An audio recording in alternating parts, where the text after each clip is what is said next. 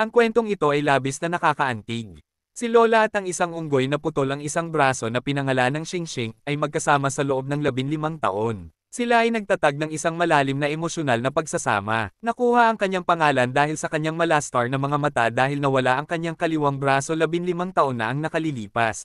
Nagkataon na nakilala siya ng lola malapit sa templo at inaalagaan siyang mabuti. Simula noon, ang pagtulong ng lola sa kanya unti-unting nakabangon si Xingxing at may buong tiwala sa lola at laging sumusunod sa kanyang. Naglalakad sa harap na may dalang tungkod si lola at dahan-dahan siyang sumunod sa likod nito. Si Xingxing ay madalas nakasama ni lola sa pagkain, ang kanyang paboritong pagkain ay prutas at gatas. Kapag ang lola ay nasa mahinang kalusugan at nakatanggap ng massage treatment, si Xingxing ay manatili sa kanyang tabi na may pag-aalala. Nang bumaba ng bundok ang lola para sa operasyon, tahimik na naghintay si Xingxing sa pasukan ng templo. Nang makabalik ng ligtas ang lola, namulaklak ng ngiti ang mouth na ni Xingxing.